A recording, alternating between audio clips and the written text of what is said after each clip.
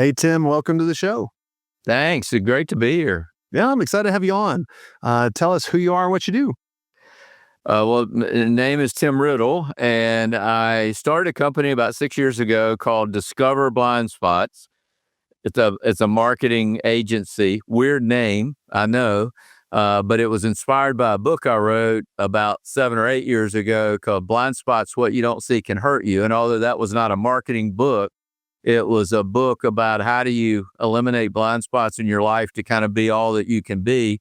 And when I was writing that book, I had did the unofficial, anytime you're writing, you're doing the unofficial poll where you're asking people, hey, what are some of the top blind spots that you experienced or whatever. And it seemed like communication was on everybody's list.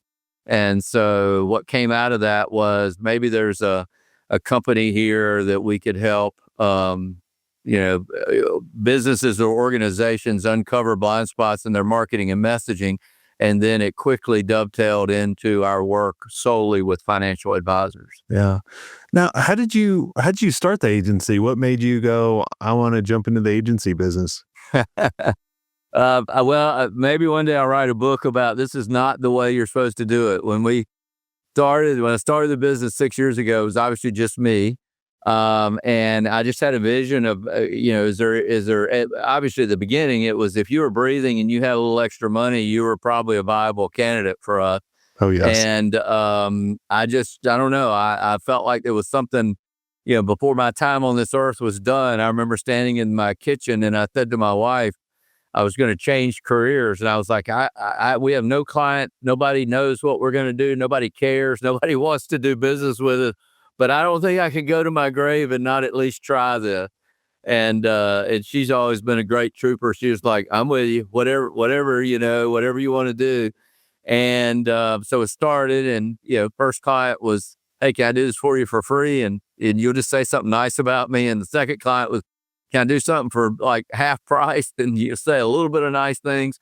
But really where the business began and started where it is today, a good friend of mine is a financial advisor. I never had plans to target that market. And we ride bicycles together, and we've ridden thousands of miles over the years. It was a Friday afternoon, and either he called me or I called him and said, hey, let's go out for a ride this afternoon. And I met him not too far from my house. There's like a little park. And so he brought his bike, parked there. We hopped on. We're doing the slow pedal thing at the beginning. How's your family? How's business? How things going? And I said to him, Jeff, how do you nurture relationships with your clients and, and potential prospects? And I remember like yesterday, he turned and looked at me like, what? Why are you asking me that? He said, I don't know. I take them to lunch or I meet with them. Send them a newsletter every once in a while. Yeah. And then I asked him a second question. I said, well, how many clients do you have in your database? Let's just start with that. And he said, probably about 350 or so. And then I asked this last, which I didn't realize it was going to be the proverbial question that launched everything, is I said, how many lunches did you have last year? And he smiled and said, not that many. Tell me more. And that's when I said to him, I said, well, I've got this idea. What if we could help you communicate to your audience, but using your voice, not canned content, so that it's authentically you, use video, written copy, a lot of that, lot through email nurturing. And he said, I'm in, if you can get it through compliance. And naively, at that time, I thought, well, that's not that hard because this is not easy. A good deal. And 11 months later, we were the first approved to work with Raymond James Independent Advisors. They're what they call their RJFS division. And that's really where it began. He was our very, very first client. That's awesome. That's great. So obviously the first client was free. Second client was kind of half off. So what was the price? The first client was free, which actually wasn't a financial advisor, although Jeff was free too. Okay. And he made some introductions for us and that kind of thing. I'm trying to remember prior to that, I think I charged somebody like maybe $500 for a project, I laugh because whenever I do every couple guests I ask, what did they charge for their first client? And it's always $500. Mine was $500 too. I don't know why. Like, is 500 small enough but not big enough? Yeah. Yeah. It was $500. And then ironically, we had a couple of those. And again, not, this is before financial advisor side, but I connected with, through a friend of a friend of a friend, a huge company, in the Northeast, that was a software, IT security company. And somehow I got recommended, and I went in and met with their C-suite and helped them on their branding and their messaging. I was clueless. I mean, I was faking it until I could make it, kind of thing. But I stood in there and did it, and then they said, "Well, we want you to come back." Literally, they flew me back. They bring a car to the airport to pick me up, and I'm like, "What in the world?" And then they're like, "I think we want to keep working, so can you pull together like a monthly retainer?" And I don't know what brought the nerve on, but I was like, "Yeah, I can do that." And so that price was like $5,000 a month, which was like a gazillion dollars to me, kind of thing. And they signed like a 6-month contract. And this, I think, happens with a lot of companies. They probably used me 2% of the time. Like, I was like, "Hey, don't you need something?" No, yeah, we're gonna get to you. We're gonna get to you. But sometimes those companies, it's like they just want the comfort Yeah, of knowing you're available, even if you're not doing a lot of work for them. that's So it was crazy. a short-term gig, but it filled a nice gap, for about 6 months. Yeah. Let's talk about some gaps, in communication, right? It's really big with me, on really all parts of things from when I'm buying, because that's one of the biggest frustrations, right? Like, for example, I just bought a new car a little while ago, um, and the dealership, they send you a survey, and I think they want all perfect scores, All right. but they barely communicated. I asked them a bunch of questions after the sale, and they never got back to me. Before, they were very responsive. Afterwards, they're like, "We got your money. We don't need." So I put that in the survey, and they immediately called. "Well, how can we get the perfect? Like, I'm getting paid commission on this." I'm like, "Your communication was horrible." Right. Right. And I see that with, a lot of the agencies I've hired. And that's the hard thing too, is like all the agencies I hire, I never hire from my mastermind because I don't want to eat where Right. right. Um, and so I've always been having a hard time. Like, their communication is so bad. So what are some gaps? How do we improve as agencies? How can we make sure we're not missing some of the blind spots in communication? Yeah, that's a great question, and I don't know that I have a perfect answer. I will tell you that the bar is pretty low. Uh, Very low. so when we Just return a started our call. business, do what? Say that again? Just return my calls or return an email. Yeah. Yeah, when we started the business, I'm a big values guy, like more than mission vision. I'm not anti mission vision, but I think a lot of mission vision statements get written and put in a drawer, and nobody really knows what they are or whatever. But I always say your values influence your character, which influences how you interact with people. So if you live out your values, then you do it. So our top value is to be highly responsive. And I admit, when we started doing that and I kind of announced that, okay, this was going to be, it was sort of like, why is that one? And I said, because 99% of the people are not. So we're going to be that much ahead of the game. But back specifically to answer your question, I think there are two things. I do think that responsiveness is helpful. I don't think it has to be, long drawn out kind of things, but I always say, silence is our enemy. And when you're, and you probably had that, I've had this, where somebody's supposed to communicate with me and they're not. What do? You immediately start to connect dots about that relationship that probably aren't true, but you do, right? And so I Mhm. always say, so why would you give up your voice to whatever to allow somebody to start thinking that? Why? I don't understand that. So it is just trying to be able to be able to, you don't have to have all the answers, but to be able to respond. And sometimes I find that it's even helpful if somebody asks something, I can't deal with that right now, is to be able to say, hey, I got your message. I'm slammed for 3 days, but I'll get back to you, kind of thing. It doesn't mean you got to drop everything all the time, but just that little piece of knowing. I don't want people to think, what is he doing? We work off of a retainer, and I always tell our client, I say our number one response value is to be highly responsive. If we are not, you can call me out on that. I never want you to wake up one morning and say, I wonder what they're doing. Like, I haven't heard from them in forever. I think that's the quickest way to lose. But and then the other thing I'll say this about communication that I think we forget is that I think we all have a communication style, and no two are the same. And I think one of the problems is that we expect everybody to communicate with us exactly the way we like to communicate.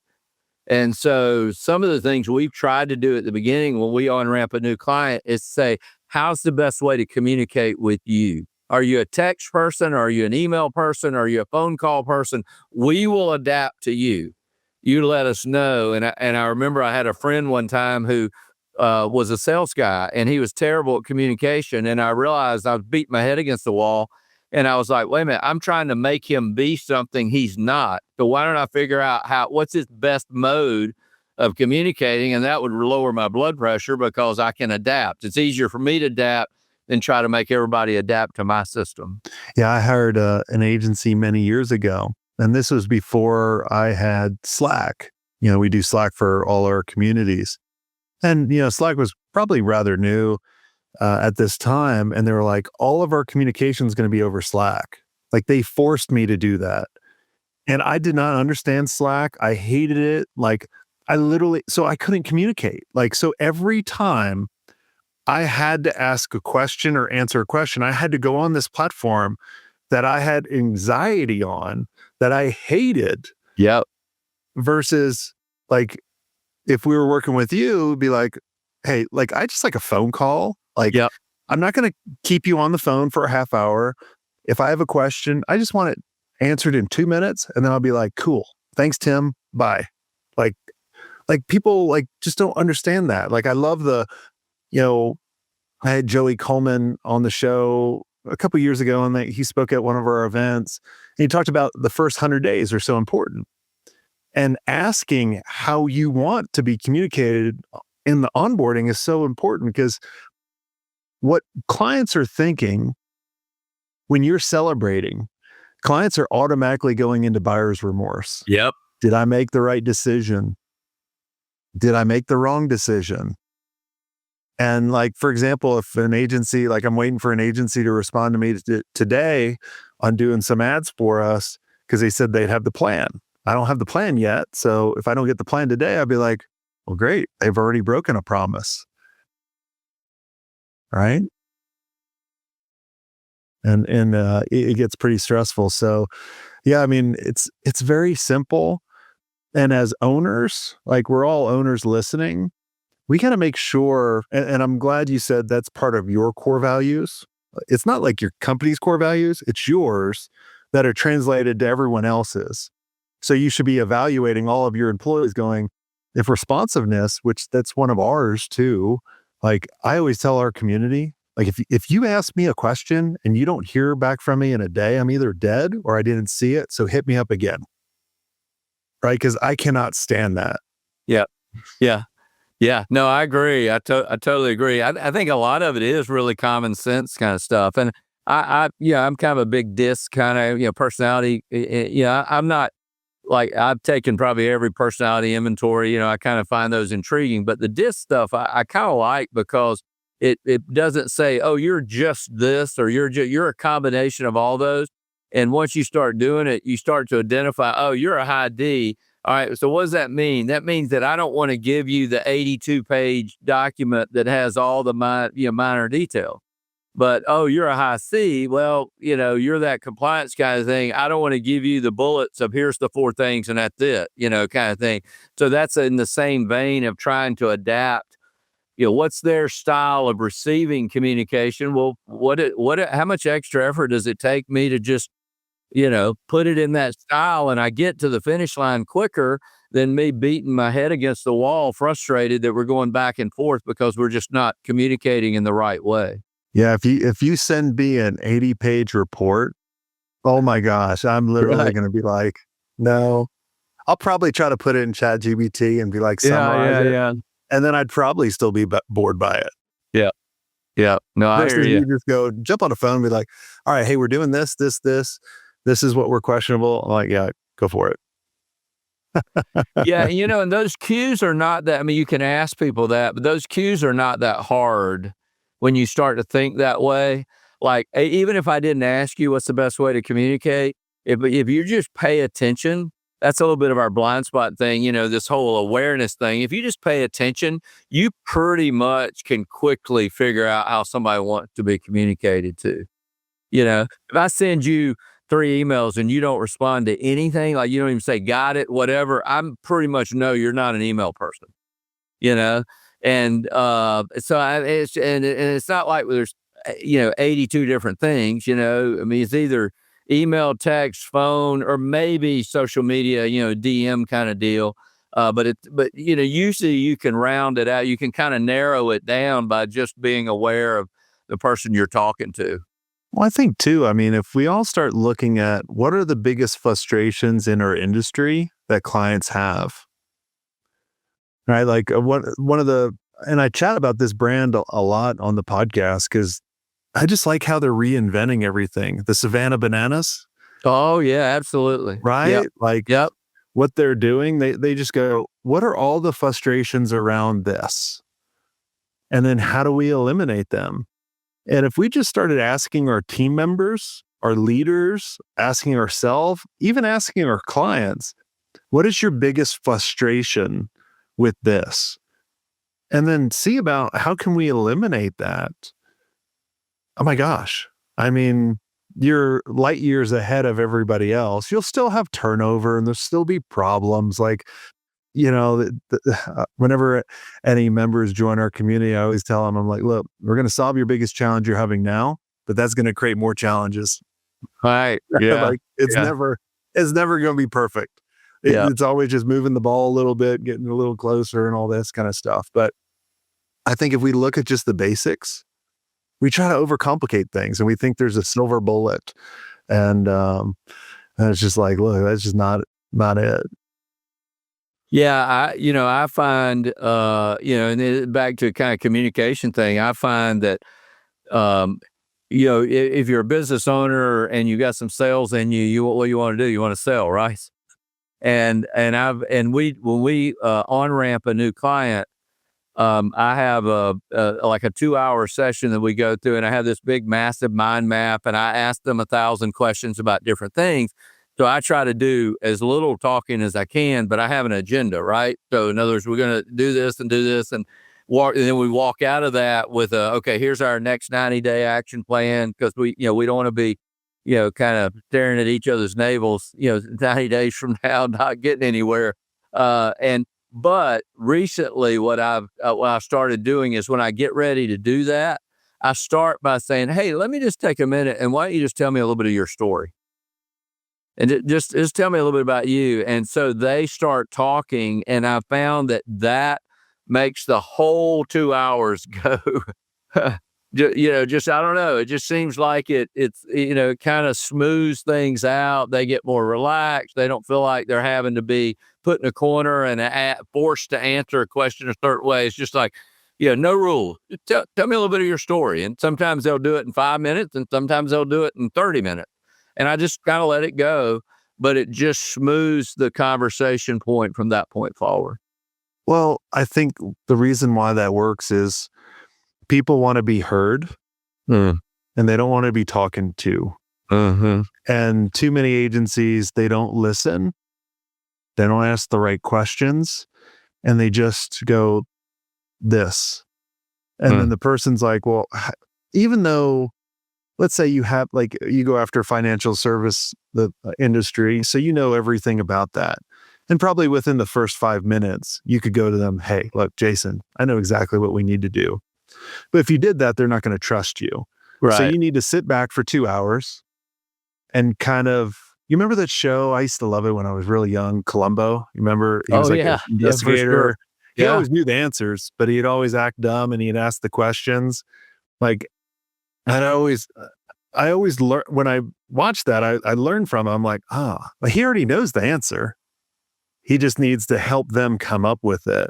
And that's kind of always been my process of going, look, I can look at your agency in 5 minutes and tell you exactly what you need to go do. All right. There's not like of all the things, but I need to sit back for a while, let you tell the story because you're the superstar. And if I'm the superstar that makes you, Robin, no one wants to wear those ugly green tights. Yeah. Yeah, that's right. We have a client that we work with, and he's had some tremendous success and works hard. I mean, works hard. We were fortunate. We've been working with him for about 3 years, and I think we've had a little bit to do with what he's done, but he's a hard worker himself. I always say we're not a magic bullet. It's usually a combination of a whole bunch of things go right, when you have, but we can be a part of that cog in that wheel. Mm. But I asked him one time and I said, his name is Chad. I said, Chad, what's the secret to your success? And he said, Tim, he's financial services, right? He said, 90% of what I do, everybody else does the exact same thing. He said, but that's why I focus on the 10% that makes us different. And I love that. Mhm. And you know what his 10% is? And I wrote about this in the book, but his 10% is, and I was in his office. It's the elderly gentleman who walked into his office and said, hey, Chad, I bought a brand new car. It's got all this technology and I don't know how to use it. Would you walk out and show me how to do that? And I said, Chad's not a car expert, but his client thinks he is. And it's the couple that was sitting at his desk, and they were like, "Hey, Chad, we're thinking about taking a dream vacation, kind of thing. And where do you think we should go?" And he sat there with them, and, "Well, have you ever been here? Have you ever done that?" And and I said, "Gee, he's not a travel agent, but his clients think he is." And that relational piece is part of that 10% of what he does. And he'll say, and then this other one was great. There was an elderly gentleman who was sitting in a chair, and we were shooting some content while we were there. And when he finished, he got up and he started to walk out. I thought he was leaving. And I looked at him. I said, "Hey, it was nice to meet you. I hope maybe we'll get a chance to meet again." And he said, "Oh, I'm not leaving. I'm going around the corner." And and I thought, "Oh, he's going to the bathroom," kind of thing. And he walked out, and Chad looked at me. He goes, "No, this is a tradition." I said, "What do you mean?" He said, "Well, every time a client leaves, they walk out of this conference room and they go around the corner, and there's a front office with a window opening. That's not a window, but it's cut open." And he said, "Our two ladies who are part of the team that sit up there, they know as soon as they walk around the corner, they stop everything they're doing and they come to that window and they love on them for about 10 or 15 minutes." Hmm. And he said, and then they leave, but it's like, that's our tradition. We got to go around and spend time. He said, that's our 10%. Yeah. He's financial services, and nothing of what he just said has anything to do with that. But I love his heart on that. Yeah. Well, I mean, you just got to care about people, especially in the professional service, right? Like if you're going after lawyers, well, what makes them tick? Like, what are they trying to get? Like you just got to focus on them and not focus on you, and it will all come back. Well, Tim, this has all been a lot of fun, and I enjoyed hanging out with you. Tim eats lots of desserts. I kept sending him desserts at this event. Like he's like, I don't know if I should get two, and so I kept bringing him desserts, and he kept eating them. So I was laughing, but it was fun hanging out with you there. Is there anything I didn't ask you on the podcast that you think would benefit the listeners listening in? No, I don't think so. I think, Uh, I always say from a marketing standpoint with our clients, one of the things that it took us a while to get the language right for them. Obviously, we're passionate about communication. In fact, when people say you're a marketing company, and I say, not really. We're a relationship building company that hopefully leads to sale. Mhm. You earn the right to ask for the sale. But I always tell people, I say, listen, in our business, I say, you're in a relationship business. Don't put a transactional marketing strategy over a relationship. But that's the worst thing you can do.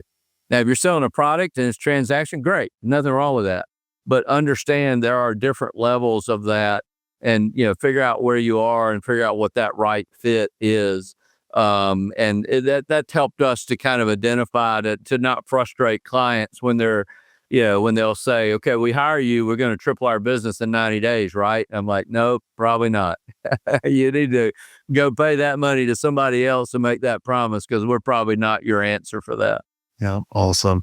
Well, Tim, thanks so much for coming on the show. And for everyone listening, if you want to hang out with other amazing people like Tim, where we can see, I'm going to use your terminology, see your blind spots. One of the things, when I was running my first agency that I really wish I had was a community of people I can get together with on an ongoing basis and really have a lot of fun. And one of the things that we've been doing over the past couple of years is creating really cool events for agency owners. And if any of you guys want to meet other amazing agency owners that are vetted and have a lot to contribute and haven't figured everything out either, they're not the know-it-alls, and they all are very humble. If you want to hang out with us, make sure you go to our website, go to agencymastery.io and click on events and see the events that we're coming up with. We'd love to have you guys there. And until next time, have a swank day.